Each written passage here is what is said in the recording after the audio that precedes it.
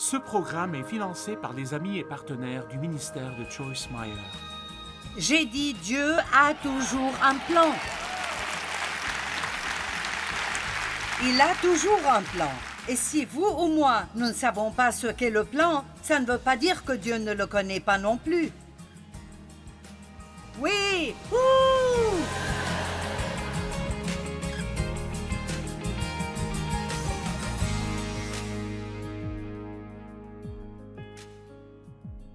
Je vais lire une petite liste ici de choses que nous devons combattre.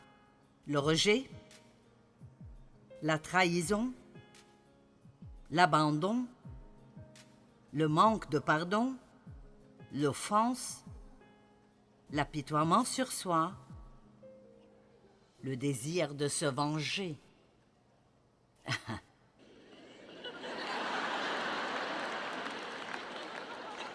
Des temps durs et des difficultés, des problèmes que vous sentez injustes, l'égocentrisme, la jalousie, le désir d'abandonner, le découragement, la déception envers les gens, la déception envers Dieu et plaire aux gens. Qui d'entre vous en a plus que 3? D'accord, j'ai une confession. J'ai regardé la liste et j'avais 15 des 16. Ça ne veut pas dire que je les ai toutes maintenant. J'ai dépassé certaines d'entre elles. Mais pour chacune de ces choses, j'ai dû les confronter d'une façon majeure et ne pas les laisser me vaincre. Vous voulez savoir laquelle je n'avais pas? Vous ne pourrez pas dormir ce soir si je ne vous dis pas laquelle. La seule que je n'avais pas était la déception envers Dieu. Pour une raison ou une autre, je n'ai jamais blâmé Dieu pour aucun de mes problèmes. Et je suis heureuse de ne pas l'avoir fait parce que j'avais vraiment besoin de lui. Vous savez, certaines personnes blâment Dieu quand les choses ne vont pas bien. Dieu n'est pas la cause de nos problèmes, il est la solution de nos problèmes.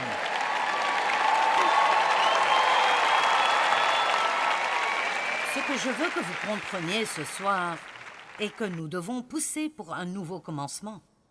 Et combien d'entre vous ont besoin d'un nouveau commencement maintenant? D'accord, c'est tout le monde. Je n'ai même pas besoin de dire l'autre chose que j'allais dire. Certains ont besoin d'un nouveau commencement pour vous débarrasser de vos dettes. Peut-être que vous avez essayé avant. Vous continuez à dépenser de l'argent que vous ne devriez pas dépenser.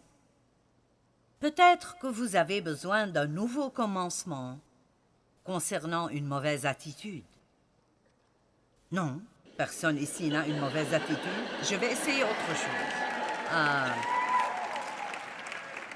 Peut-être que vous avez besoin de pardonner à quelqu'un. Peut-être.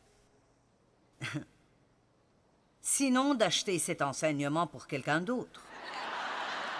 Peut-être que vous avez besoin d'apprendre à manger plus sainement.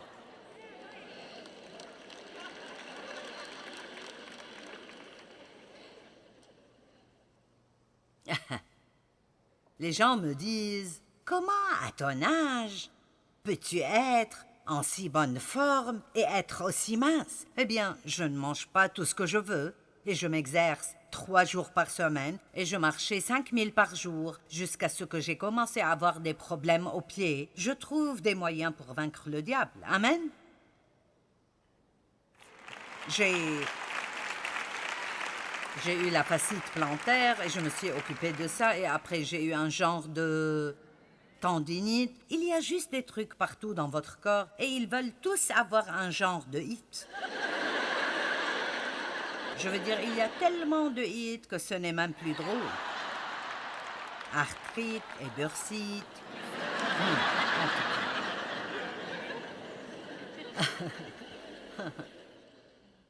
Nous avons tous besoin de nouveaux commencements tout le temps. Peut-être que vous avez besoin d'un nouveau commencement dans votre vie de prière. Peut-être dans l'étude de la Bible. peut-être dans le don régulièrement. Je ne sais pas comment ce message pourrait être pour quelqu'un d'une façon ou d'une autre. D'accord, Paul a dit « afin de connaître Christ et la puissance de sa résurrection » Philippiens 3. Et la communion de ses souffrances en devenant conforme à lui dans sa mort. Donc l'apôtre Paul nous dit ici que si nous voulons devenir comme Jésus, nous devons prendre part à ses souffrances. Et c'est ce que la Bible dit. Pour parvenir, si je puis, à la résurrection d'entre les morts. Ce n'est pas que j'ai déjà remporté le prix ou atteint la perfection, mais Quoi? Je cours pour tâcher de le saisir puisque j'ai été saisi par Jésus-Christ. Essentiellement, il dit, si je pense à ce que Jésus a fait pour moi, ce qu'il a traversé pour moi, allez. Alors, je suis déterminée de traverser tout ce que je dois traverser et d'être la personne que Jésus est mort pour que je sois. Amen. Frère, je ne pense pas l'avoir saisi, mais je fais une chose. Quelle déclaration? Je fais une chose. C'est ma seule inspiration. C'est ce qui est le plus important pour moi. Oubliant ce qui est en arrière et persévérer, vous le voyez, persévérer vers ce qui est en avant. Maintenant, je ne sais pas si c'est un message joyeux ou pas, mais je sais ceci. Les gens qui viennent pour m'entendre enseigner, je ne vais pas vous donner un dessert à chaque fois que vous venez. Je suis désolée, mais je ne le ferai pas. Dieu vous aime, vous êtes géniaux, vous avez un bel avenir. Il y a un miracle qui vous attend au coin de la rue. Oh, je peux vous exciter, là. Je peux vous faire vous lever et crier, et je sortirai d'ici en me sentant au 7e ciel. Mais j'ai un travail à faire. Et je serai responsable devant Dieu pour ce travail. Et je crois que ce travail que Dieu m'a donné est d'aider son peuple à mûrir. Amen. Nous aimons voir les gens être sauvés. Mais je ne veux pas vous voir être sauvés et ensuite être des croyants charnels toute votre vie. Les chrétiens devraient être heureux. Ça devrait être contagieux. Les gens devraient vouloir avoir ce que nous avons. Ils devraient vouloir être autour de nous. Il doit y avoir quelque chose de différent en nous. Nous ne sommes pas supposés être comme les autres, comme le reste du monde. Nous sommes moins pour ce qui est difficile. Vous m'entendez? Nous sommes moins pour les choses difficiles. Nous n'avons pas besoin de planer à travers la vie. Un défi devrait nous faire dire « Allez, je suis prêt ». Allez, nous nous sentons mieux dans notre peau quand nous passons par quelque chose et nous persévérons et juste ce « je suis un fainéant ». Ésaïe 61, verset 3 dit que Dieu nous donne une huile de joie au lieu du deuil, un vêtement de louange au lieu d'un esprit abattu. Jésus veut que nous ayons, et j'ai souligné ça, c'est très important. Jésus veut que nous ayons une attente pour quelque chose de positif au lieu de constamment pleurer ce que nous avons perdu.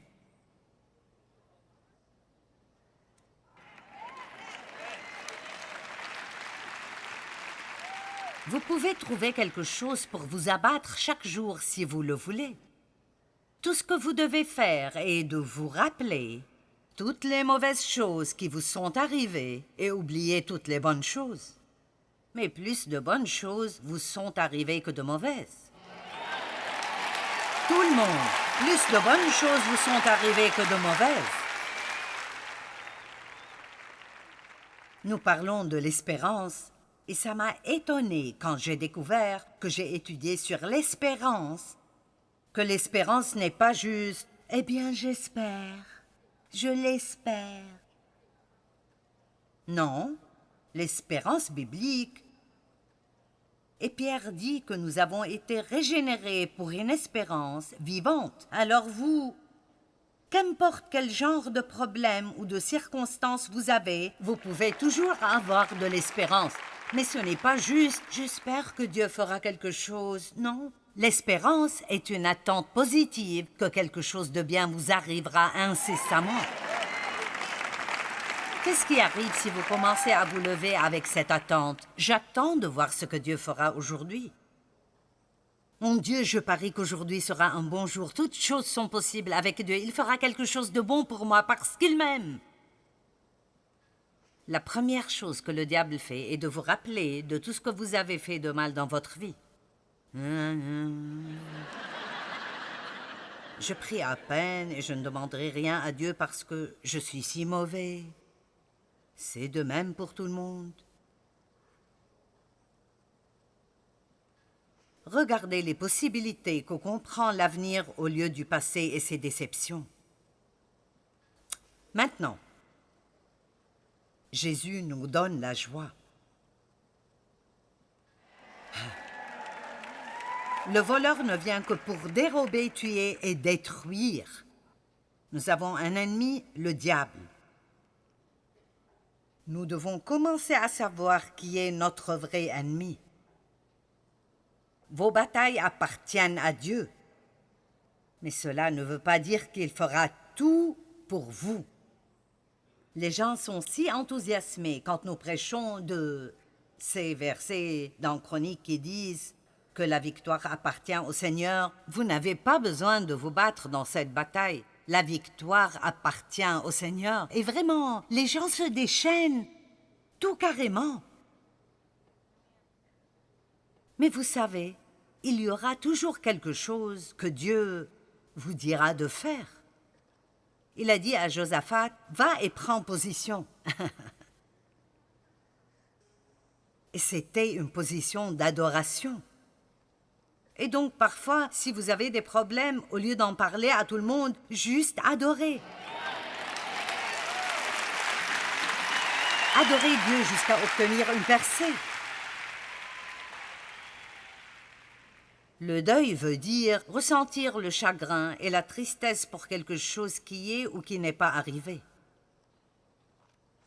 Jésus a dit, « Le voleur ne vient que pour voler, pour tuer et pour détruire. Moi, je suis venu pour que vous ayez une vie abondante jusqu'à déborder. » Je veux être une chrétienne heureuse. Amen.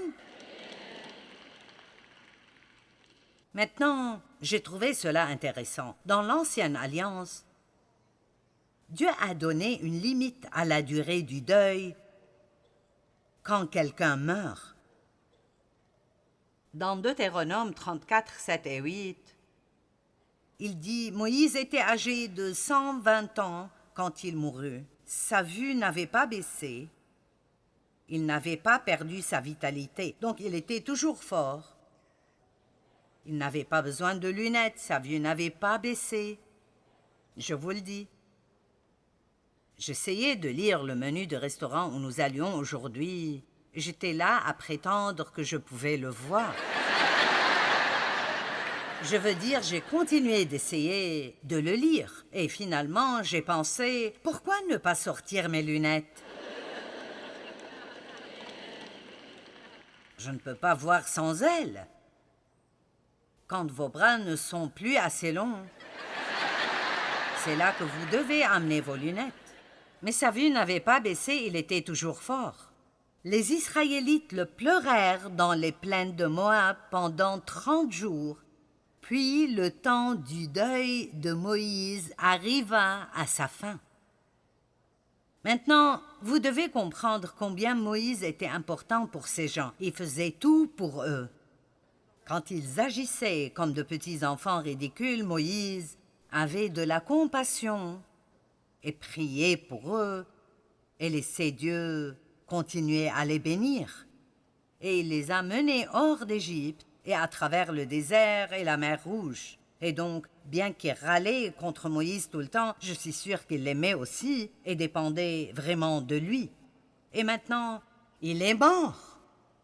Et donc, quoi faire maintenant? Il n'était pas encore dans la terre promise. Je me suis dit, je me demande ce qu'il pensait. Pour sûr qu'on n'y entrera pas. Mais voici la bonne chose. Dieu n'est jamais sans un plan. Et il ne savait pas encore ce qu'était le plan de Dieu, mais il avait déjà pour plan de laisser Josué les prendre à la terre promise. J'ai dit, Dieu a toujours un plan. Il a toujours un plan. Et si vous ou moi, nous ne savons pas ce qu'est le plan, ça ne veut pas dire que Dieu ne le connaît pas non plus. Oui! Ouh! J'ai entendu une personne crier là derrière. Je vais crier avec elle. Ils le pleurèrent pendant 30 jours et le temps du deuil prit fin. Maintenant, si vous avez perdu quelqu'un que vous aimez, je ne dis pas que vous devez dépasser ça en 30 jours, mais il y a un principe ici qui est qu'il y a un temps pour le deuil et le chagrin, et puis il y a un temps pour continuer la vie. Et ça ne veut pas dire que vous oubliez un jour ou que cette personne arrêtera de vous manquer. Mais ça veut dire que si vous êtes vivant, alors Dieu a toujours un but pour vous. Allez!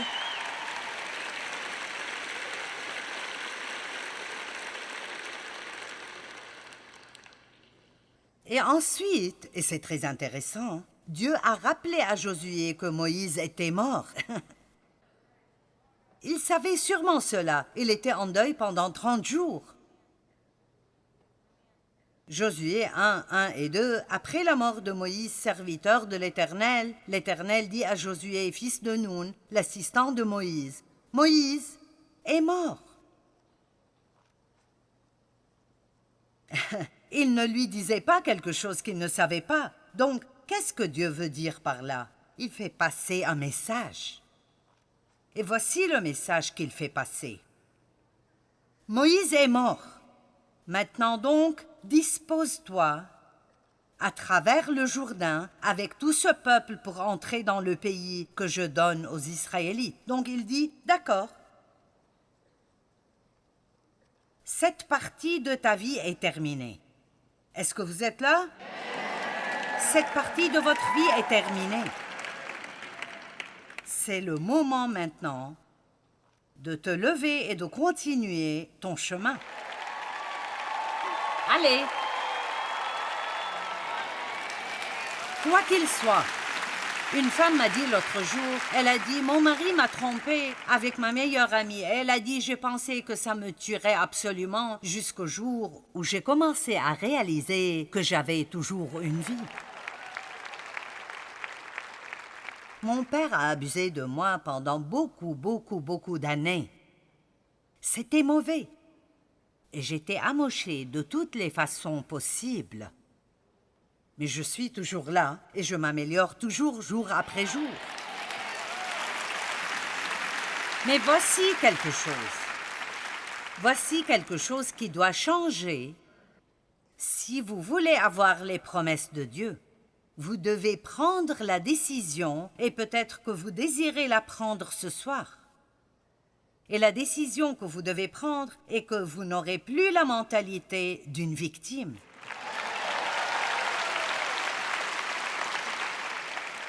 Maintenant, je vous aime. Si ce n'est pas le cas, je ne ferai pas ça. Mais je veux vous dire que vous pouvez être ou pitoyable ou puissant.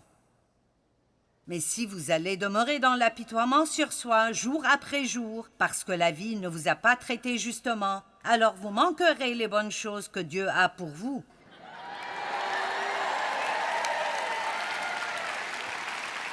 Tout le monde est égal en Dieu.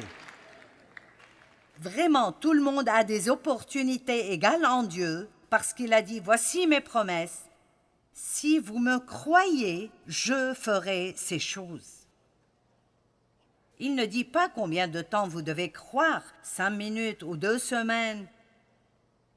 Vous devez peut-être croire pendant des années et des années et être vraiment immuable, mais vous n'avez rien de meilleur à faire. Je veux dire, n'est-ce pas? Vous pourriez aussi bien avoir de l'espérance. Ce n'est pas amusant de vivre sans cela. J'ai lu une histoire intéressante appelée « Enfant de la jungle ». Un missionnaire et sa famille vivaient avec la tribu des Fayus en Nouvelle-Guinée. La fille du missionnaire Sabine a écrit cela. Quand nous sommes allés chez les Fayus, nous nous sommes demandé s'ils connaissaient des chants. Nous avons reçu une réponse assez rapidement. Nous venions de revenir de Dano Bira et nos affaires avaient été volées une fois de plus. Donc à chaque fois qu'ils partaient et revenaient, les personnes même qu'elles essayaient de servir volaient leurs affaires. Et là, nous avons entendu des chants de l'autre côté de la rivière. Et c'était des chants monotones, des chants en nakir. Oh, ils chantaient. Les Fayus sont comme des oiseaux. Oh, ils prennent toujours du même art. De mauvaises personnes, oh, pauvres Closus, pauvres Dorizo, ils sont si tristes et se demandent où sont leurs affaires, oh. Papa était si content parce que c'était clair pour nous que les Fayus improvisaient un chant pour aller avec leur situation. Les chants ne comprenaient que 3 notes avec lesquelles ils exprimaient tout ce qu'ils ressentaient à ce moment.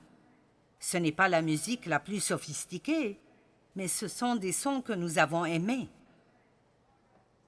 Leur utilisation de chants pour s'exprimer est peut-être l'une des raisons, écoutez cela.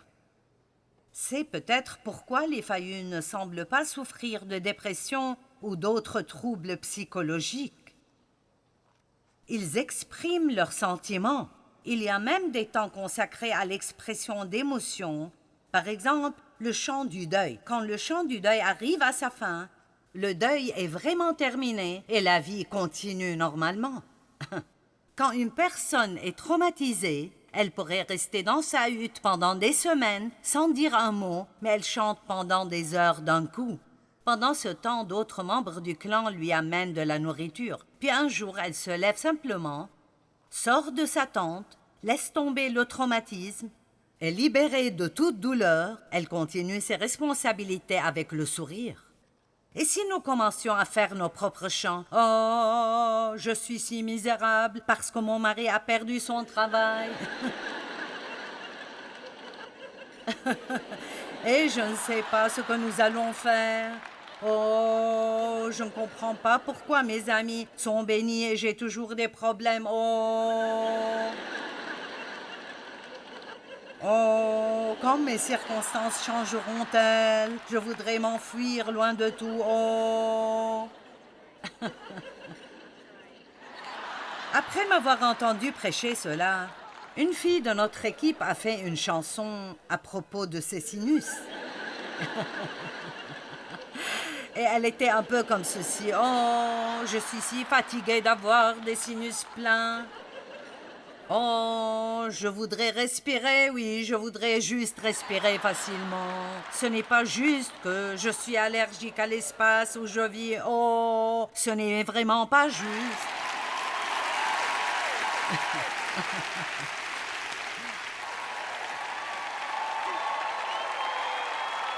Et au début, j'ai pensé, c'est stupide.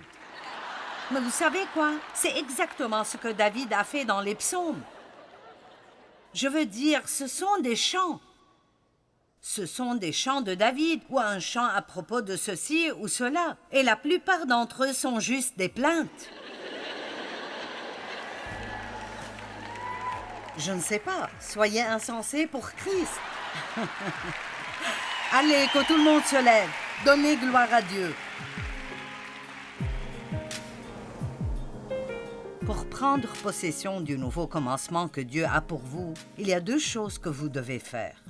Laissez tomber ce qui est dans le passé et combattez pour les choses de l'avenir. Ce sera parfois difficile, mais rappelez-vous ce que la Bible dit. Vous pouvez tout faire par Christ qui vous fortifie.